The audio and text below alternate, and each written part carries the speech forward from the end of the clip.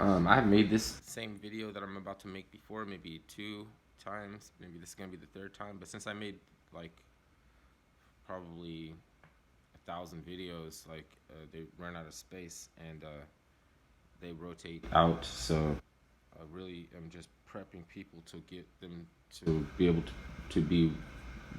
able to process a message. I'm trying to warn everybody about this. Not to stress on what you eat anymore because there's no food. Like it's all Cavendish, which is to say genetically modified. They've been doing it for like maybe like almost 2 millennium. You know what I mean? Like basically dominating. Now we're dominating meat mass farming, right? We're growing flesh out of what's it called? A machine. Uh,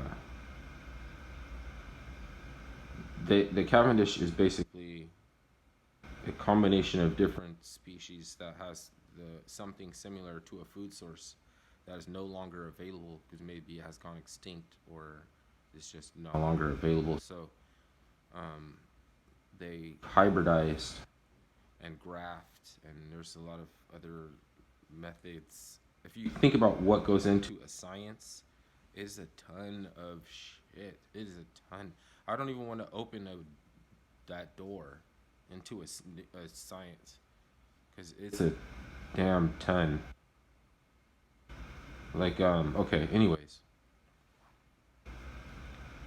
uh, it's like corn, right? Is actually the best example of a Cavendish for modern times because most recently the Panama virus wiped out all of the bananas, which are a little bit smaller. And, so these Cavendish are super long and they come out growing like a big ass zucchini that's been sitting there forever, growing on the vine.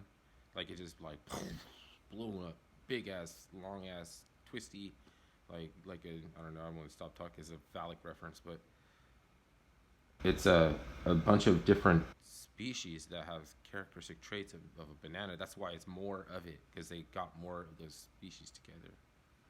So this food is actually like sawdust.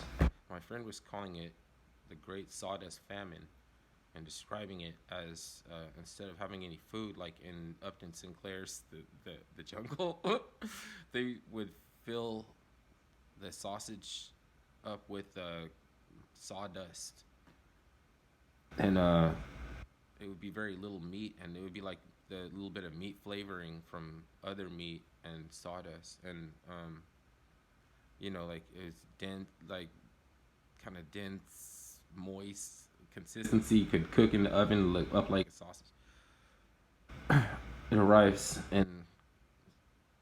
on a pallet, and you break down the cardboard boxes, and there's some other smaller little cardboard boxes inside, and you open it up, and the sawdust inside. So like Bobby Hemmett. Okay, I'm named dog because like if I told you how much stuff like I reference that is attributed from by Bobby Hemmett, then I'm just gonna be saying like every other minute, like every video, almost. So he was saying the tilapia in the supermarket have cotton. I'm sure it's cotton. Okay. Um, their faces all look different, like death row inmates and shit. Because you think about it, like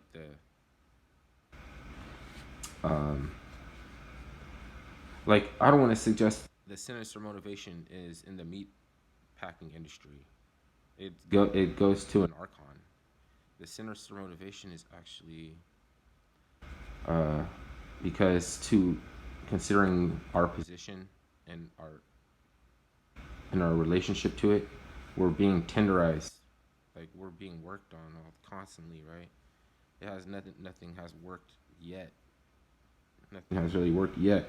They're trying to get us to metabolize all kind of you know what I'm saying, like this crazy shit. And um, attrition has nothing on that. You can be kept alive for another purpose, you know. And then okay, so you know how I said like the universe ran out of energy. You were like, how's that? Because if light and energy comes into existence, it can never not exist, which is true.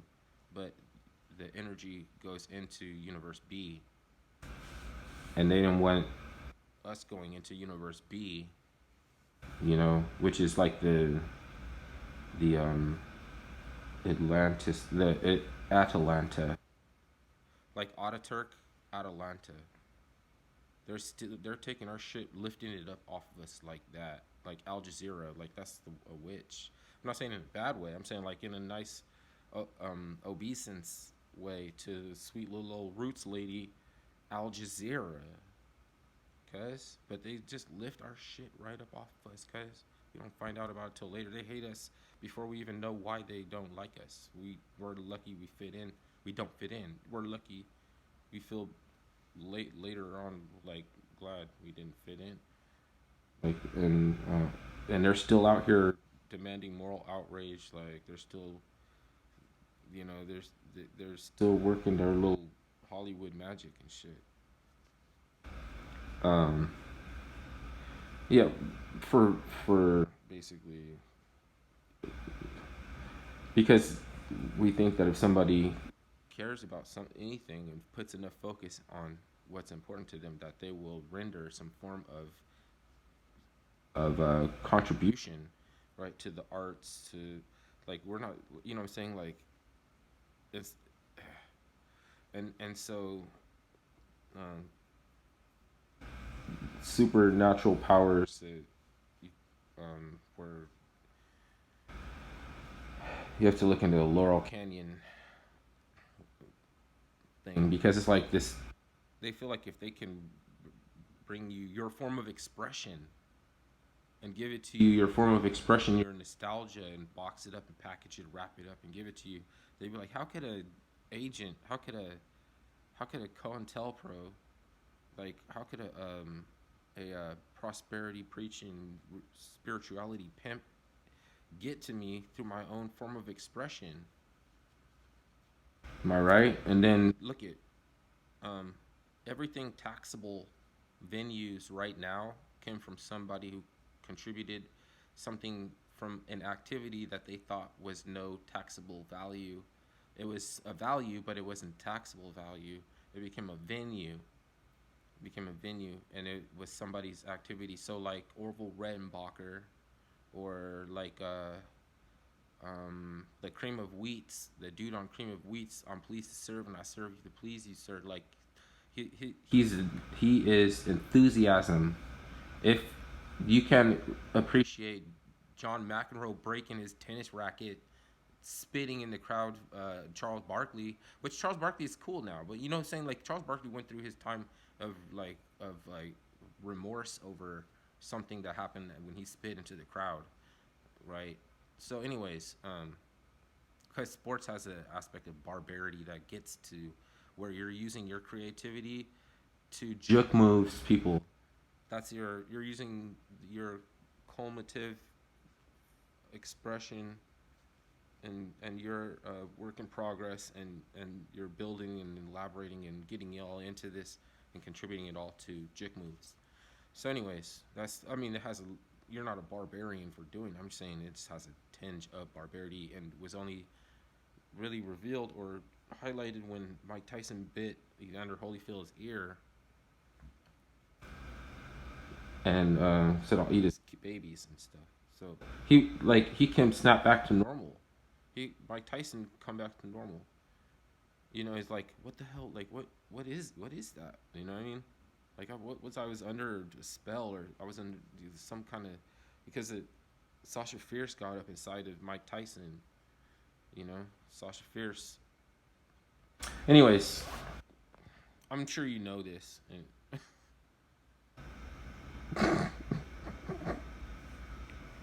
I'm sure y'all got the discovery on with. So that's the other thing. This is important because the role play. It's acting like they don't have discovery, and it's a cover up. The cover up is acting like the jury is out. We're still waiting for discovery or these kind of things. You know what